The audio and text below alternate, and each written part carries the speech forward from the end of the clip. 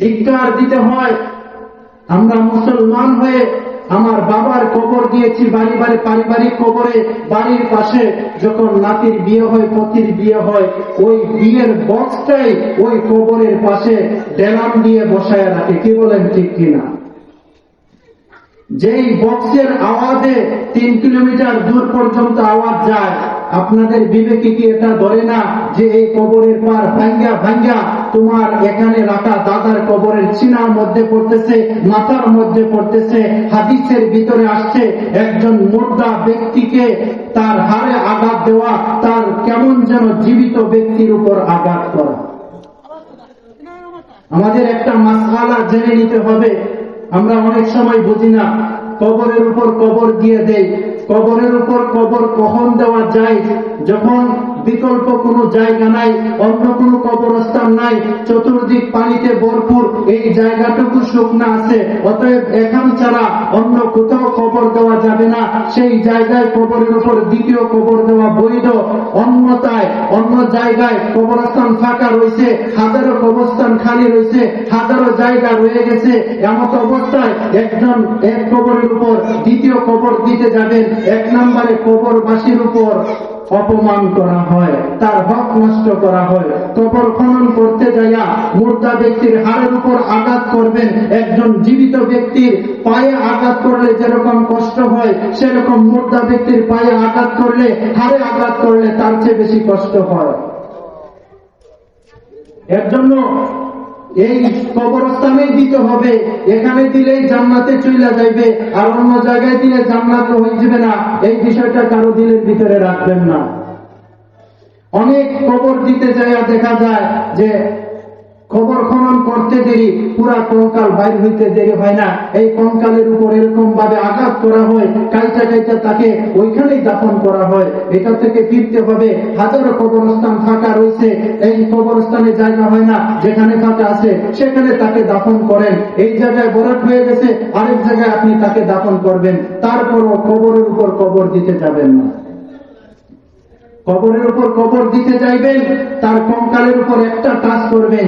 জীবিত ব্যক্তিকে টাচ করলে যেরকম ব্যথা হয়, আল্লাহর রাসূল বলেছেন মুর্দা ব্যক্তিকে এরকম হাড়ে কিংবা কোনো জায়গায় টাচ করলে এরকম ব্যথা হয়। মুসলমানদের কাজ উটের গোশত, গরুর গোশত খাওয়া বৈধ, সে চাইতেছে উটের গোশতকে হারাম মনে করতে, এটা কোনোভাবেই হতে পারে না। আপনি তাকে বলে দিন, সে যদি ইমানদার হতে হয়, মুসলমান হতে হয়, পুরাপুরি একটু জেট মুসলমানদের রীতি নীতি মেনেই চলতে হবে। কি বলেন, ঠিক কিনা? আজকে আমাদের সমাজের অবস্থা কি? মুসলমানদের অবস্থা কেমন? বিবাহ শাদী এটা মুসলমানদের রীতি না রীতি না?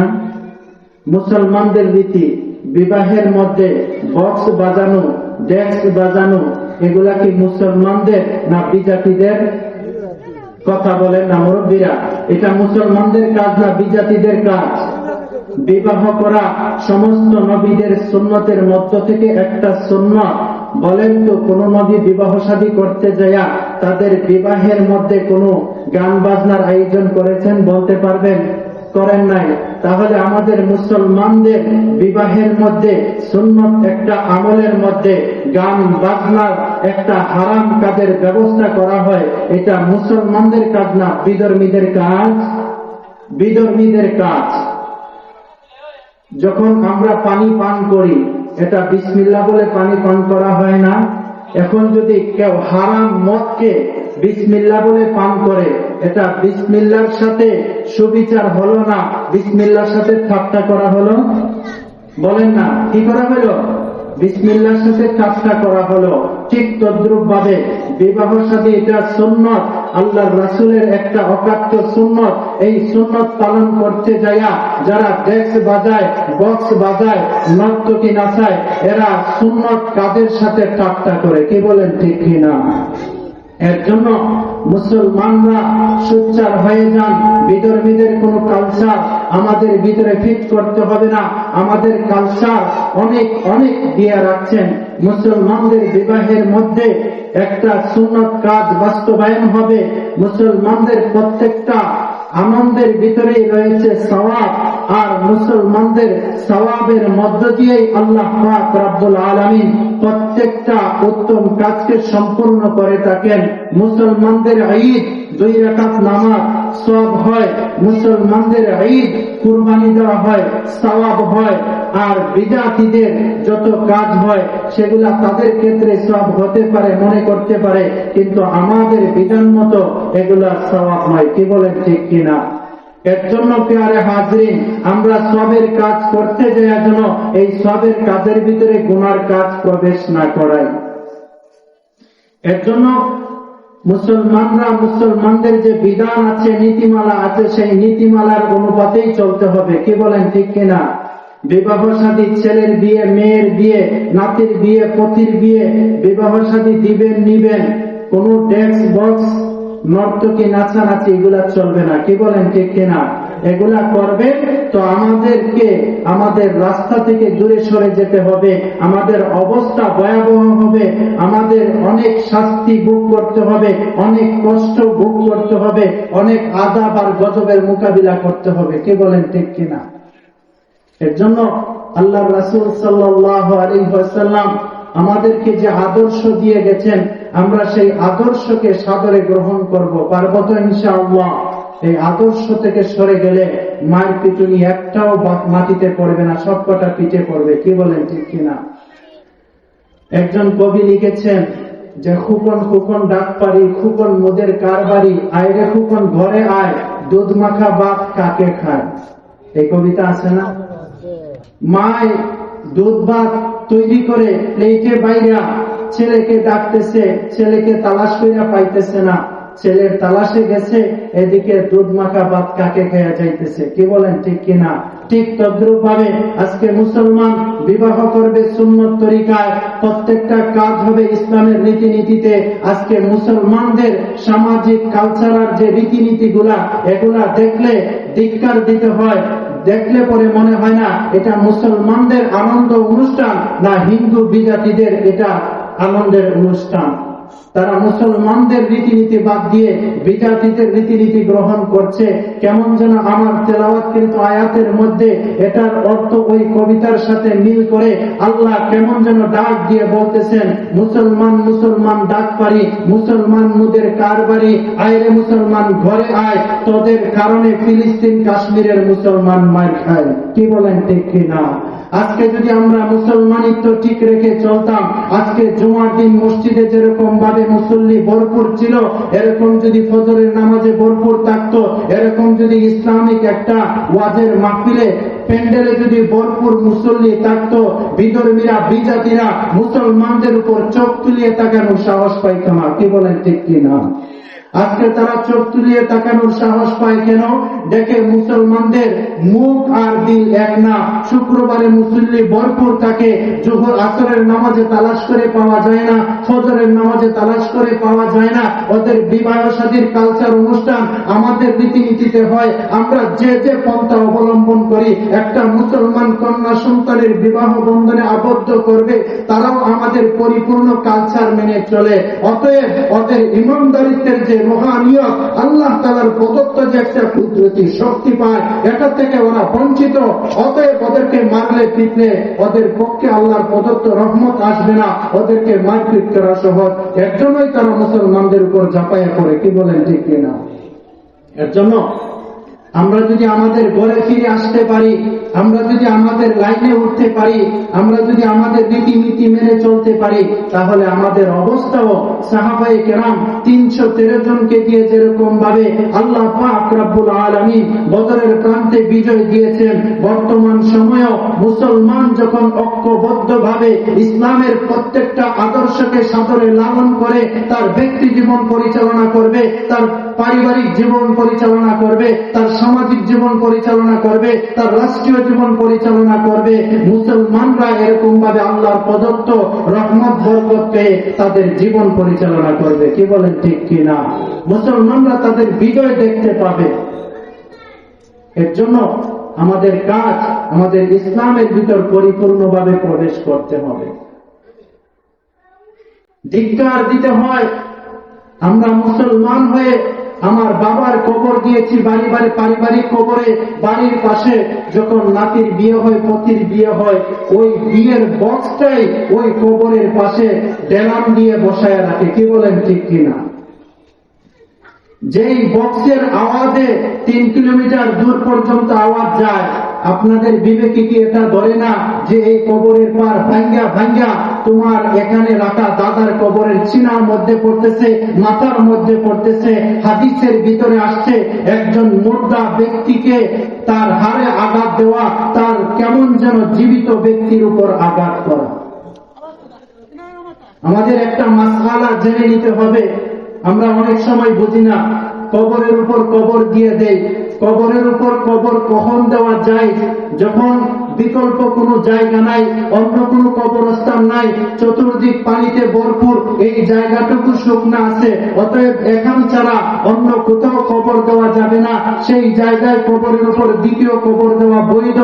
অন্যথায় অন্য জায়গায় কবরস্থান ফাঁকা রয়েছে, হাজারো কবরস্থান খালি রয়েছে, হাজারো জায়গা রয়ে গেছে, এমত অবস্থায় একজন এক কবরের উপর দ্বিতীয় কবর দিতে যাবেন, 1 নম্বরে কবরবাসীর উপর অপমান করা হয়, তার হক নষ্ট করা হয়। কবর খনন করতে যাইয়া মুর্দা ব্যক্তির হাড়ের উপর আঘাত করবেন। একজন জীবিত ব্যক্তির পায়ে আঘাত করলে যেরকম কষ্ট হয়, সেরকম মুর্দা ব্যক্তির পায়ে আঘাত করলে, হাড়ে আঘাত করলে তার চেয়ে বেশি কষ্ট হয়।